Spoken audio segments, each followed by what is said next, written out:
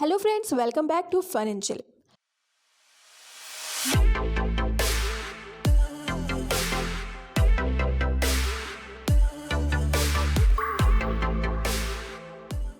दोस्तों, आज मैं एक्सप्लेन करने वाली हूँ एक ऐसी मलयालम मूवी जो कि अभी हाल ही में रिलीज हुई है और वो one of the highest grossing Malayalam movie बन गई है। इस मूवी का नाम है मंजूमल बॉयज, जो कि रियल स्टोरी से इंस्पायर्ड होकर बनाई गई है। यह रियल केस 2006 में घटा था। यह एक सर्वाइवल हॉरर थ्रिलर मूवी है। इस मूवी की IMDb rating 8.6 stars out of 10 है। जी हाँ, 8.6 स्टार्स, जो कि बहुत ही हाई होती है। तो उम्मीद करती हूँ कि ये मूवी आपको पसंद आएगी और अगर आपको वीडियो पसंद आती है तो आप चैनल को सब्सक्राइब जरूर कीजिएगा। तो चलिए अब बिना किसी देरी के वीडियो को स्टार्ट करते हैं। तो मूवी की स्टार्टिंग एक ढाबे को दिखाते हुए होती है, जहाँ पर हम एक ट्रक ड्राइवर को देखते हैं जो कि वहाँ पर खाना खाकर वहाँ के ओनर से बात करता है। तब हाथ पोंछते वक्त अचानक से उसकी नज़र एक न्यूज़पेपर कटिंग पर पड़ती है, जिसको जब वो ढाबे के ओनर से पढ़वाता है तो वो दोनों ही बहुत ज़्यादा शॉक्ड हो जाते हैं। और इसके बाद वो ट्रक ड्राइवर जल्दी से अपने ट्रक को वेलेनी चर्च की तरफ ले जाने लगता है, जिसके साथ ही सीन पास्ट में चला जाता है और हम एक गाँव के अंदर एक शादी को देख पाते हैं। अब इस शादी के अंदर काफ़ी सारे लोग आए हुए थे और बहुत ही ज़्यादा एंजॉय भी कर रहे थे। तभी वहाँ पर हम प्रसाद नाम के एक व्यक्ति को देखते हैं जो शादी में सबसे बात कर रहा होता है। तभी उसकी मुलाकात सुदीप से होती है, जो असल में उसका ही क्लासमेट था। उन दोनों की बातों से हम ये जान पाते हैं कि सुदीप अपने 11 दोस्तों के साथ पार्टी में आया था और उसके ही ग्रुप को मंजूमल ग्रुप कहा जाता था, क्योंकि यह मंजूमल गाँव के अंदर रहा करते थे। तभी हम उस ग्रुप के बाकी लोगों को भी देख पाते हैं जो कि काफी मजे कर रहे थे। खैर, आगे जब सुदीप और प्रसाद की बात होती है तो प्रसाद को पता चलता है कि सुदीप अपने बाकी दोस्तों के साथ कुछ दिनों में कहीं पर घूमने के लिए जाने वाला था और क्योंकि प्रसाद खुद भी एक ड्राइवर था, इसलिए वह सुदीप को अपना नंबर दे देता है। तभी बाहर हम देखते हैं कि मंजूमल बॉयज और उस गाँव के ही एक दूसरे ग्रुप में बहस हो जाती है। तब लड़ाई को रोकने के लिए मंजूमल बॉयज का ही एक मेंबर कुट्टन सबके सामने आता है और दोनों ही ग्रुप को ठग ऑफ वॉर करने के लिए बोलता है, जिस पर दोनों ग्रुप मान गए थे। लेकिन मंजूमल बॉयज पूरा जोर लगाने के बावजूद भी गेम को हार जाते हैं, जिसे देखकर कुट्टन को बड़ा अजीब लगता है, पर फिलहाल वह किसी को कुछ नहीं कहता। अब अगले दिन जब सब मिलते हैं तो हमें ये पता चलता है कि वह सब बहुत समय से गोवा जाने का प्लान कर रहे थे, पर क्योंकि उन लोगों के पास इतने पैसे नहीं थे, इसलिए अब वो वहीं पर कोदाई कैनल जाने का प्लान करते हैं, जो कि तमिलनाडु में ही एक हिल स्टेशन था। तब सुदीप भी प्रसाद को अपने साथ चलने के लिए बोलता है, जिस पर अभी प्रसाद मान जाता है। अगले दिन हम ये देखते हैं कि जब कुट्टन बाकी सबसे प्लान के बारे में बातें कर रहा होता है तो उसको पता चलता है कि उनके ग्रुप का ही एक मेंबर सुभाष जाने से मना कर रहा है, क्योंकि उसके घर में अभी फाइनेंशियल इश्यूज चल रहे थे और उसके पास पैसे नहीं थे। इसलिए कुट्टन उसके घर जाकर उससे बात करता है और उसे पैसे की चिंता ना करते हुए अपने साथ चलने के लिए कहता है, जिस पर सुभाष और उसके घर वाले भी मान जाते हैं। अब देखो, यहाँ पर बच्चों की जिद के आगे माँ बाप झुक तो जाते हैं, लेकिन हम नोटिस करते हैं कि सुभाष की जो माँ थी वो इस बात से ज़्यादा खुश नहीं थी, पर फिलहाल वो कुछ नहीं कहती। अब सभी बहुत खुश होते हैं ट्रिप पे जाने के लिए, लेकिन एक दिन पहले हम नोटिस करते हैं कि सुदीप वहाँ जाने से मना कर देता है, क्योंकि उसको ऑफिस में कोई ज़रूरी काम आ गया था। इसलिए उन लोगों को अब बिना सुदीप के ही अपनी ट्रिप को कंटिन्यू करना पड़ता है। इस दौरान सभी बहुत मज़े करने वाले थे। अब यह कोदाई कैनल जाते वक्त रास्ते में खूब मज़े करते हैं। साथ ही साथ इन्होंने गुना मूवी की एक गाने की CD भी ली थी, जो कि कोदाई कैनल की गुफा में शूट हुआ था। अब वो लोग उसी गाने को सुनते हुए रास्ते में मस्ती करते हुए जा रहे होते हैं और थोड़ी ही देर में कोदाई कैनल के पास पहुंच भी जाते हैं जहां पहुंचने पर वो पास की ही दुकान से कुछ खाने के लिए ले लेते हैं और केव्स की तरफ जाने लगते हैं। लेकिन प्रसाद वहां पर नहीं जाना चाहता था, इसलिए प्रसाद कार में ही उनका वेट करने लगता है और मंजूमल बॉयज का बाकी ग्रुप जो होता है वो आगे बढ़ जाता है, जहां पर रास्ते में हम उनकी बातों से यह जान पाते हैं कि जिस केव के पास वो लोग जा रहे थे वहां पर सॉन्ग के शूट होने के बाद ही उस केव का नाम गुना केव रख दिया गया था। पर जब वो लोग वहां पर पहुंचते हैं तो अंदर जाना मना था। लेकिन यह सब देखकर सुजीत को कुछ भी समझ में नहीं आता, क्योंकि आखिरी टाइम जब वो यहाँ पर आया था तब वो जगह खुली हुई थी। अब क्योंकि वो लोग अंदर जाकर सब कुछ देखना चाहते थे, इसलिए वो रिस्ट्रिक्टेड एरिया होने के बावजूद भी उस जगह के अंदर चले जाते हैं और मेरे ख्याल से यहाँ पर कुछ ना कुछ सोचकर यह बोर्ड लगाया गया था। खैर, अब यहाँ पर आकर उन्हें काफ़ी अच्छा लग रहा था, साथ ही साथ वहाँ की दीवार पर वो बहुत सारे लोगों के नाम को देखते हैं जिन्होंने अपने गांव के साथ अपने नाम को लिखा था। इसलिए तब मंजूमल बॉयज़ भी अपने गांव के नाम के साथ साथ अपने ग्रुप का नाम भी वहाँ पर लिखने लगते हैं और आसपास की चीज़ों को एक्सप्लोर करते हैं। तभी वहाँ पर हमें कृष्णा को दिखाया जाता है, जिसको वहाँ पर कुछ कंकाल मिलते हैं, पर उसको लगता है कि शायद वो सब बच्चों के खिलौने होंगे और इसीलिए वो इस बात पर ज़्यादा ध्यान नहीं देता, क्योंकि उन्होंने आज से पहले ऐसी चीज़ें वहाँ पर नोटिस ही नहीं की थी, या फिर ये कहें कि वो इतने अंदर कभी गए ही नहीं थे। तभी हम सुभाष को देख पाते हैं जो कि केव में घूम रहा होता है, लेकिन तभी अचानक से वह केव में ही बने हुए एक बहुत बड़े से गड्ढे में जा गिरता है, जिसको देखकर सभी बहुत ही ज़्यादा घबरा गए थे। पहले तो उन्हें ये लगता है कि सुभाष उनके साथ मजाक कर रहा है, क्योंकि वो वहाँ पर पहले आ चुका है, इसलिए वो इतना ध्यान नहीं देते। मगर जब काफ़ी वक्त तक भी सुभाष का कोई जवाब नहीं आता, तब वो लोग परेशान होने लगते हैं और अब किसी की समझ में नहीं आ रहा था कि वो सुभाष को किस तरह से बाहर निकालेंगे। साथ ही साथ उन्हें इस बारे में भी कोई अंदाज़ा नहीं था कि वो गड्ढा कितना गहरा था। इसलिए अब वो ज़ोर ज़ोर से चिल्लाते हैं, जिससे वहाँ पर बहुत सारे चमगादड़ जो कि उस गड्ढे के अंदर थे वो बाहर आ जाते हैं, जिस पर बाहर मौजूद एक गार्ड की नज़र उनके ऊपर पड़ गई थी। कुछ लोग अंदर गए हैं ये वो जान गया था। अब इसको देखने के बाद वो बहुत ही ज़्यादा शॉक्ड थे, क्योंकि आज तक ऐसा कभी नहीं हुआ था। तब वहीं पर आसपास से कृष्णा को दिखाया जाता है, जिसको बहुत बुरा लग रहा था, क्योंकि सुभाष और बाकी सब उसके पीछे ही गुना केव के अंदर आए थे। और अब जब वो गड्ढे में एक पत्थर डालकर देखता है तो उसकी आवाज़ उन्हें बहुत देर बाद जाकर सुनाई देती है, यानी कि उसकी गहराई बहुत ही ज़्यादा थी। और इसके चलते सभी बहुत रोने लगते हैं, क्योंकि उन्हें लग रहा था कि सुभाष मारा गया है। लेकिन तब किसी तरह से उनका ही दोस्त सीतू उनको संभालता है और वहाँ पर मौजूद लोगों से मदद मांगने की कोशिश करने लगता है। तभी वहाँ पर वो टूर गाइड भी आ जाता है, जिसको सब अपनी सिचुएशन के बारे में बताते हैं। तो गाइड उनको बताता है कि उस गड्ढे में आज तक जो भी गिरा है वह कभी वापस नहीं लौटा और अब तक तो सुभाष मर गया होगा। जिसको सुनने के बाद सब और जोर जोर से रोने लगते हैं। अब वह उन्हें वहाँ से चले जाने को कहता है, क्योंकि वहाँ पर जाना भी मना था। लेकिन मंजूमल बॉयज सुभाष को बचाना चाहते थे, इसलिए उनमें से 4 लोग बाहर के लोगों से मदद मांगने जाते हैं, पर कोई भी उनकी मदद करने को तैयार नहीं था, क्योंकि सब जानते थे कि जो भी उस गड्ढे में गिरता है वह मारा जाता है। अब दूसरी तरफ हम सीतू को देखते हैं, जो अभी भी कृष्णा को ये समझाने की कोशिश कर रहा था कि उसकी गलती नहीं है। जिसके बाद हम अनिल और बाकी सबको देख पाते हैं, जो कि फॉरेस्ट ऑफिसर को ढूंढने के लिए गए हुए थे, लेकिन वहाँ पे उन्हें फॉरेस्ट ऑफिसर नहीं मिलता। इसलिए अब वह मदद मांगने के लिए उसी इंसान की दुकान पर आते हैं जिस पर वह पहले भी गए थे, और उस इंसान का नाम था अरुमुगम। अब आगे जब अनिल अरुमुगम को सब कुछ बताता है तो वो भी उनके सामने वही बात बोलता है कि उनको वहाँ से वापस चले जाना चाहिए, क्योंकि उनका दोस्त बचा नहीं होगा। लेकिन जब वो अनिल और बाकी सबकी जिद को देखता है तो वो डिसाइड करता है कि वो उनकी मदद करने की कोशिश करेगा। तभी अरुमुगम की बेटी वैली भी वहाँ पर आ जाती है और अनिल से पुलिस ऑफिसर को सब कुछ बताने के लिए कहती है, क्योंकि पुलिस की हेल्प भी ज़रूरी थी। इसीलिए तभी अनिल अपने 2 साथियों के साथ पुलिस स्टेशन की तरफ जाता है और एक दोस्त अरुमुगम को लेकर गुफा की तरफ बढ़ने लगता है। पर क्योंकि अरुमुगम को लगता है कि उस गुफा में भूतों का साया है, इसलिए वह अपने साथ नींबू लेकर गया था। आई मीन ये बढ़िया है, भूतों को भगाना है तो नींबू ले लो, वॉरेंस तो वैसे ही मारे गए, नींबू लेकर चलना चाहिए था। एनीवेज, तभी हम अनिल को देख पाते हैं, जो कि तुरंत ही बाकियों के साथ प्रसाद के पास पहुंचता है और उसको सब कुछ बताते हुए पुलिस स्टेशन में चलने के लिए कहता है। अब अरुमुगम जब वहाँ पर केव के अंदर पहुँचता है तब तक वहाँ बादल छा चुके थे और कुछ ही देर में बहुत ही तेज बरसात होने वाली थी, जिससे सब और ज़्यादा परेशान हो गए थे। फिर बारिश शुरू हो जाती है तो बाकी सभी टूरिस्ट भी वहाँ से चले जाते हैं, मगर हम मंजूमल बॉयज और अरुमुगम को देखते हैं, जो कि अभी भी बस सुभाष को किसी तरह से निकालने के बारे में सोच रहे थे। दूसरी तरफ अब अनिल भी पुलिस स्टेशन पहुँच गया था, जहाँ पर जाने पर जब वो अपनी सिचुएशन के बारे में बताता है तो वहाँ का असिस्टेंट भी उसको सेम बात बोलता है कि अब तक तो उसका दोस्त मर गया होगा।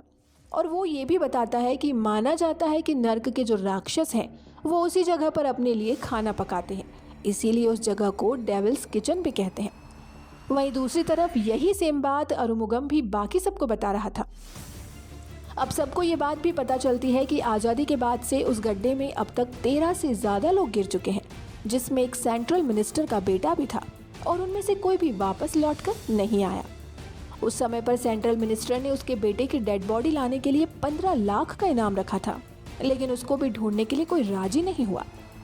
और अब जैसे ही वहाँ के एसआई को सारी बातें पता चलती है तो उन्हें लगता है कि अनिल और उसके साथी झूठ बोल रहे हैं और उन्होंने जानबूझकर सुभाष को गिराया होगा, क्योंकि वो रिस्ट्रिक्टेड एरिया था, वहाँ पर सब कुछ लिखा हुआ था, लेकिन फिर भी वो लोग अंदर चले गए।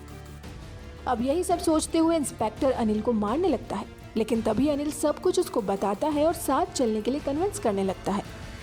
तभी हम वापस से गुफा में देखते हैं, जहाँ पर अब बारिश की वजह से ढेर सारा पानी गड्ढे के अंदर जाने लगा था। और तब उस पानी को रोकने के लिए हम कुट्टन को देखते हैं, जो कि उसी गड्ढे के पास लेट जाता है। तभी उसको देखकर बाकी सब भी उसी पानी को अंदर जाने से रोक रहे थे। साथ ही साथ अब तक वहाँ पर फॉरेस्ट ऑफिसर भी आ चुका था, जो वहाँ से सबको भगाने की कोशिश कर रहा था, क्योंकि उसे भी लग रहा था कि सुभाष मारा गया है। लेकिन कुट्टन और बाकी सब वहाँ से हिलने को तैयार नहीं थे। वहीं अब तक अनिल भी एक पुलिस ऑफिसर को लेकर गुफा की तरफ निकल चुका था, पर हम पुलिस की हरकतों से जान पाते हैं कि वह बस फॉर्मेलिटी के लिए उस गुफा के अंदर जा रहे थे, क्योंकि वह खुद भी अपने मन में ये मान चुके थे कि अब किसी भी हालत में सुभाष जिंदा नहीं होगा। तभी वो अनिल से पास की ही दुकान से अपने लिए दारू मंगवाता है और कार में बैठकर ही पीने लगता है। तब अनिल बहुत ही ज्यादा सोच में पड़ गया था, जिसके साथ यह सीन पास्ट में चला जाता है, जहाँ पर हम सुभाष और बाकी सबको देखते हैं, जो कि बचपन से ही एक साथ थे और अभी के टाइम पर वो एक नदी में नहाने के लिए गए हुए थे, जिसमें उतरने में सुभाष को बहुत डर लग रहा था। पर तब सब उसको मोटिवेट करते हैं और सुभाष भी उस नदी के अंदर छलांग मार देता है। यानी कि यहाँ पर ये सब दिखाने की कोशिश की जा रही थी कि सुभाष इन एडवेंचर से कितना ज्यादा डरता था, लेकिन उसके साथ ही ऐसा हो गया। एनीवेज, वहीं प्रेजेंट टाइम में अब हम लोग सुभाष को देख पाते हैं, जो कि बहुत ही ज्यादा घायल हालात में गड्ढे के अंदर एक छोटे से पत्थर पर पड़ा हुआ था। मतलब उसके जिंदा होने के बारे में अभी किसी को नहीं पता, लेकिन एटलीस्ट इतना था कि वो जिंदा है। अब इतने में ही वहाँ पर अनिल और बाकी सब भी पुलिस वाले को लेकर यहाँ गुफा में आ गए थे। लेकिन जैसे ही वह पुलिस वाला उस गड्ढे को देखता है तो वह सुभाष के केस पर इन्वेस्टिगेशन नहीं करना चाहता, जिसको देखकर सब और जोर से रोते हुए गड्ढे के पास सुभाष को बुलाने लगते हैं। और इस बार सुभाष तक भी उनकी आवाज पहुंच गई थी। तब वो भी किसी तरह से अपनी पूरी ताकत को इकट्ठा करता है और जोर से चिल्लाकर सबसे मदद मांगता है। अपने जिंदा होने के बारे में सबको बोलता है, जिससे कि अब सभी को समझ आ गया था कि सुभाष जिंदा था। साथ ही साथ बाकी सब जो मन में मान रहे थे कि सुभाष मर चुका है, वह सभी बहुत ही ज्यादा शॉक्ड होते हैं, क्योंकि यह पहला केस था जब कोई बचा था। या फिर मेरे ख्याल से ये भी हो सकता है कि वह सब भी जिंदा होंगे, लेकिन उनके साथ ऐसे दोस्त नहीं होंगे जो कि अडिग होकर वहीं पर खड़े रहते। अब यहाँ पर क्योंकि सुभाष के जिंदा होने की खबर सबको मिल गई थी, इसलिए वहाँ पर तुरंत ही रेस्क्यू टीम को बुलाया जाता है।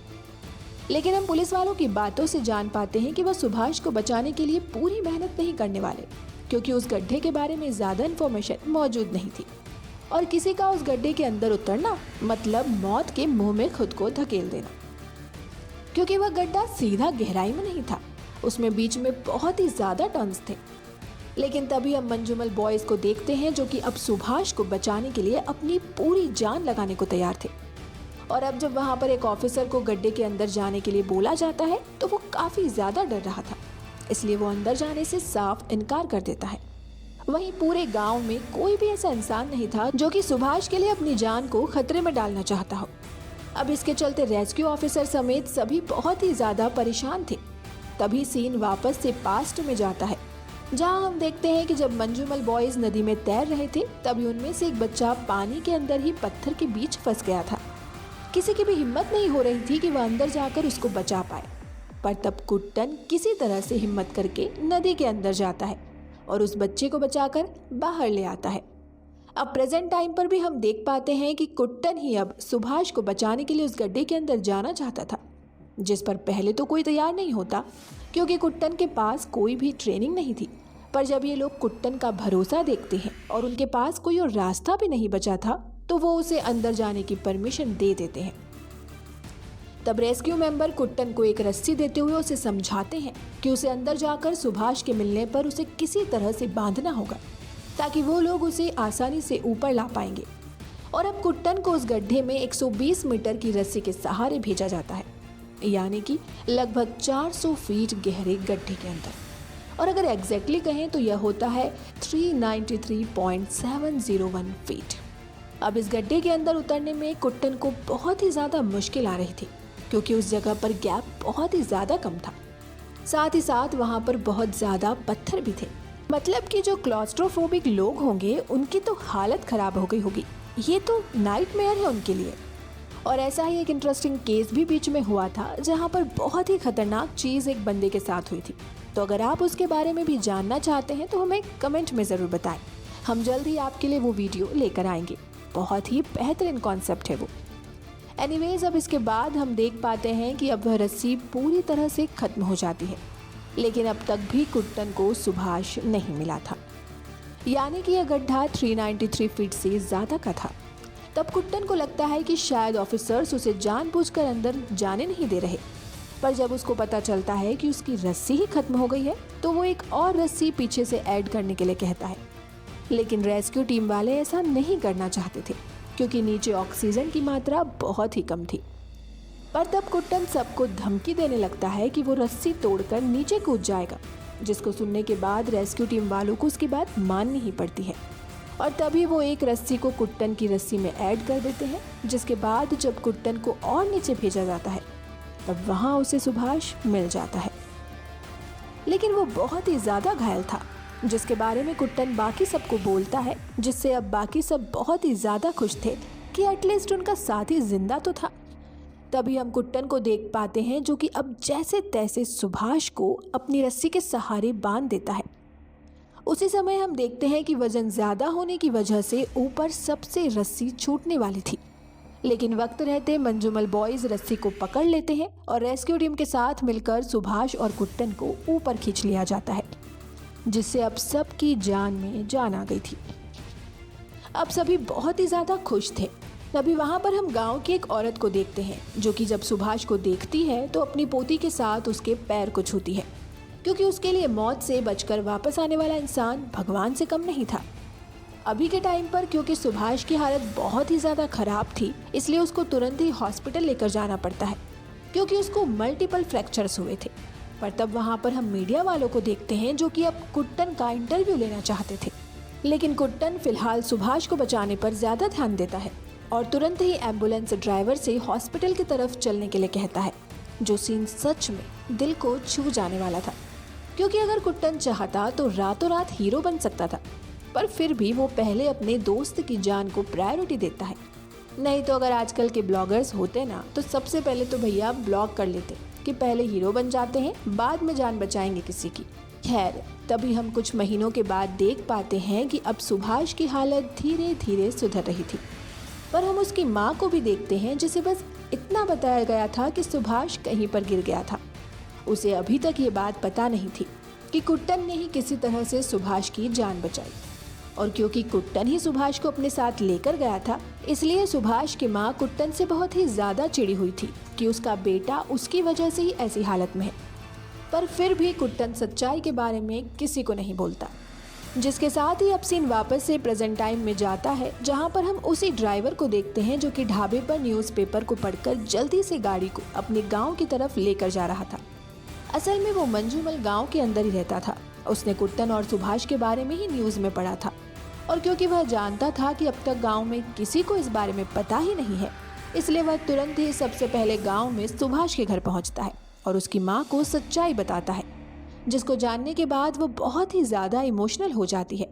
वह तुरंत ही कुट्टन के पास जाती है और रोते हुए उससे माफ़ी मांगती है। इसलिए कहते हैं कि किसी को जल्दी से जज नहीं करना चाहिए। और यहाँ हमें पुलिस वालों का ढीलापन भी देखने को मिलता है कि बिना कुछ देखे, बिना कुछ जाने ही लोग मान लेते हैं कि भैया वो तो मर गया, ऐसा हो गया होगा, वो भाग गया होगा वगैरह। एनीवेज, अब यहाँ पर कुट्टन के बारे में पूरे गांव को पता चल गया था, जिसको जानने के बाद सभी कुट्टन की बहुत तारीफ करते हैं कि उसने अपनी जान की परवाह किए बिना अपने दोस्त को कैसे बचाया। और अब कुछ दिनों के बाद के सीन को हम वापस देखते हैं, जहां पर अब गुना केव के अंदर मौजूद उस गड्ढे को फेंसिंग करके बंद कर दिया गया था, क्योंकि इसके बाद और ऐसे केस होने ही नहीं चाहिए थे। और हाँ, एक और इंटरेस्टिंग चीज़ ये है कि कुट्टन का एक और नाम होता है जो है सीजू।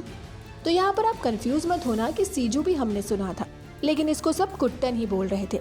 और हमें ये भी दिखाया जाता है कि गवर्नमेंट की तरफ से 2 साल बाद सीजू यानी कि कुट्टन को अवार्ड भी मिलता है, मेडल मिलता है, जिसके साथ हम रियल मंजूमल बॉयज की स्टोरी को भी ग्रेड्स में देख पाते हैं।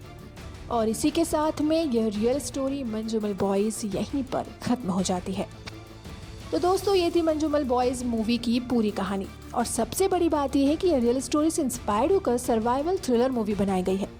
मतलब सोच के देखो, कितने टाइट स्पेस में वो बंदा फंसा होगा, गिरा होगा, तो क्या कैसा कुछ हुआ होगा। मतलब हालत ही खराब हो गई होगी उसकी। और यह मलयालम मूवी इंडस्ट्री की पहली ऐसी मूवी बन गई है जिसने 200 करोड़ रुपए से ऊपर बनाए थे। और इसने तो बहुत सारे बॉक्स ऑफिस रिकॉर्ड भी बनाए हैं। और मलयालम इंडस्ट्री के अंदर यह रिकॉर्ड पहले 2018 में बना था, जो कि अब टूट गया है। और इसी के साथ ये मूवी बन जाती है one of the highest grossing Indian movies of 2024। तो उम्मीद करती हूँ कि आपको ये एक्सप्लेनेशन मूवी पसंद आई होगी।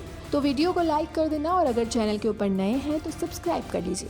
मिलते हैं आपसे एक और नई इंटरेस्टिंग वीडियो के साथ। Till then, good bye.